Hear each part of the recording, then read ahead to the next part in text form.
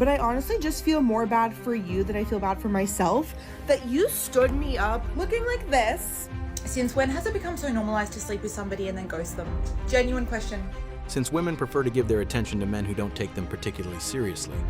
45% of women will be single and childless by 2030. Who cannot control their emotions are literally like the most feminine, unattractive things I've ever seen. Masculine and nagging women are the most unattractive thing we've ever seen. These are some dangers of dating an older man. This is coming from someone that dated someone 20 years older than me, and I definitely paid a price for that. There are definitely some key things that I took away from this dynamic that I will never ever date an older man again. A lot of older men that are probably at least 20 years older than you, 30 years older than you, they go after young women specifically because young women don't have the same life experience as someone obviously in their age range, right? They know this and they love knowing how naive and how little life experience we have because it's easier for them to control you. They don't want to date a woman that is a little bit more mature and actually has high life experience because they don't want to have to combat or deal with a woman that actually knows her worth and like has her frontal lobe developed. Like they don't want that. They want someone compliant. They want someone that's actually just gonna do whatever that they say and they like knowing that they're convincing you to be on their side of things because you don't know enough yet to even have your own opinion.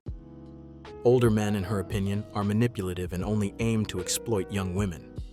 In truth, she dislikes the fact that older men are interested in younger women. However, she doesn't want to confront this uncomfortable reality, so she tries to demonize these men and convince herself that it's only the so-called naivety and stupidity of young women that explains why older men prefer them. Of course, it has nothing to do with the fact that for most men she is too old and too difficult to tolerate. Of course not. Since when has it become so normalized to sleep with somebody and then ghost them? Genuine question. The amount of times my girlfriends will come to me, they'll be seeing a guy, going on dates, he's consistent, he's talking to them. As soon as they sleep together, that's it. End of conversation, ghosting, never speaks to them ever again. And yes, we understand that they've lost interest. However, why has it become so normalized to not communicate that and to not say, hey, I'm actually not feeling it anymore? Especially after they have been inside that person. Do I think that people are owed an explanation after dates? No kissing, no sleeping. No, not necessarily. But it's like when you move to that next stage, which is, in my opinion, very intimate, why has it become so normalized to just not communicate to that person how you feel? Actually quite disgusting when you think about it because it's almost, I would say, a form of manipulation that they pretend to be so invested and so interested in this person. And then the moment that they get what they want, they retract all communication and they give them no explanation. What do you think that does to a person? I just think it is so disrespectful. Sleeping with other people and then ghosting them became normalized from the moment online dating platforms emerged, giving women a very unrealistic impression of their own sexual market value. If these women didn't constantly try to date men who are out of their league, these men wouldn't keep leaving them after getting what they wanted.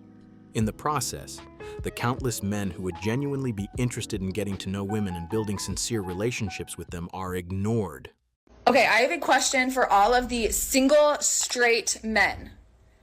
What are you doing?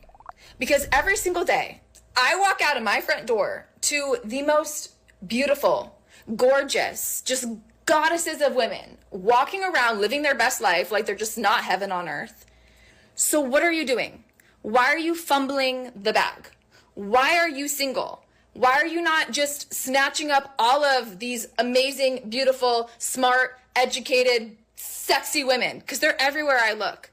Get it together. Guys who cannot control their emotions are literally like the most feminine, unattractive things I've ever seen. Like, why do you as a man have absolutely no control over your behaviors and how you react? Like, that is so not masculine. I was at a party last night with my girls and this guy walks in that had actually ghosted my friend. And rightfully so, she was like not very pleased to see him. Anyways, long story short, near the end of the night, they kind of had like an altercation and he was like getting all up in her face and being so aggressive and emotional. Like, I was just watching this go down. I'm like, you're literally so gross. Like, do you not feel like with everything you say, your masculinity aura goes down. Like, why do you as a man have absolutely no control? It's like so embarrassing for you. Like, he was just losing his cool in front of everybody to the point where his friend had to literally calm him down. Like, that's so shameful. If that was my man, I would be like, you're dumped. You lose your cool, to me, you're not a man. Y'all only care about stoicism when it's convenient for you. Anyways, it was actually so embarrassing for that guy. Like, I still have secondhand embarrassment, and I'm sure literally all his friends do too. Apparently, it's not considered masculine to refuse to put up with everything. Regardless of the fact that her own appearance isn't particularly feminine, she didn't address the fact that her friend could have handled the situation in an adult manner by showing maturity and avoiding confrontation. It's unlikely that a man would react aggressively without provocation, unless the woman had significantly contributed to it. But that would require a sense of responsibility and introspective abilities. That's probably asking a bit too much. Recently, I've been hearing a lot of buzz around the 2019 Morgan Stanley study that predicts 45% of women between the ages of 25 to 44 will be single and childless by 2030. Like, okay, you can stand me up, but I honestly just feel more bad for you than I feel bad for myself that you stood me up looking like this. Men don't go after women anymore nowadays. And part of the reason is that it's just become so hard because we women have become so demanding.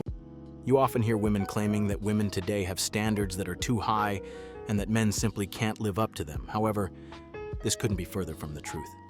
In reality, most men have no problem meeting a woman's high standards if the woman is worth it. Many men have come to realize that most women they meet nowadays sadly aren't even worth the simplest efforts or don't appreciate them at all.